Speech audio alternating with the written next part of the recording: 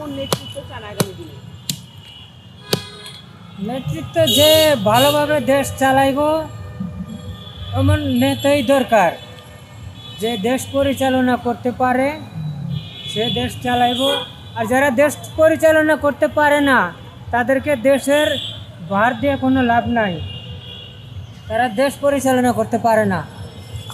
ভালো যোগ্য মানুষ দেশ পরিচালনা করবো, এটা আমরা চাই। এমন কি কোনো পছন্দ আছে? পছন্দের কথা তেমন বলা যাবে না, পছন্দ এটা যখন ভোট দেব তখনই বলা যাবে। আমার বাসা রংপুরে, তা আমি মনে করি আমার এলাকায় সবচেয়ে বেশি চাহিদা দেখতেছি আমি ধানের শীষ। ধানের শীষের ভোট বেশি।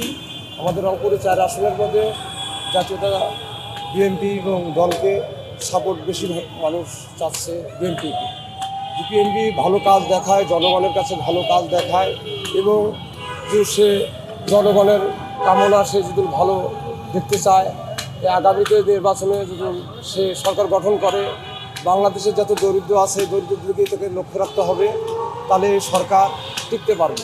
আর যদি না হয়, সরকার যদি 5-10 বছরের মধ্যে কিছু না করতে পারে, জনগণের যদি আবার সমস্যা করতে পারে, আবার এইভাবে গ্যাঞ্জাম সৃষ্টি হয়, মানুষ যদি আবার দুর্ভিক্ষের মধ্যে পড়ে যায়, তাহলে বাংলাদেশের অভাব অনটন অনেক আবার দুর্ভিক্ষে চলে আসবে বাংলাদেশ।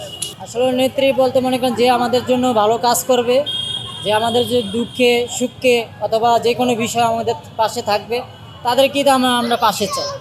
আর দ্বিতীয় কথা মনে করেন এখন মনে করেন যে অবস্থা দেশ বাজারের অবস্থা এইসব করতে গেলে অনেক কিছু, ঠিক আছে, কারণ দেশের অবস্থা তো আগের মতন নিয়ন্ত্রণে নাই, আগের তো আরও দ্বিগুণ হয়ে গেছে।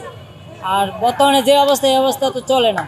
আর যেই সরকারি আসক আমাদের মতন এমন সাধারণ পাবলিকের দিকে যখন তাকায় সেটাই ব্যবস্থা নিতে হবে।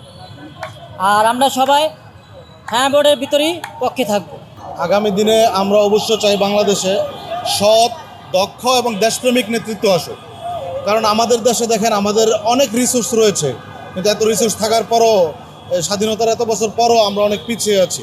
পিছিয়ে থাকার অন্যতম কারণ হচ্ছে দুর্নীতি।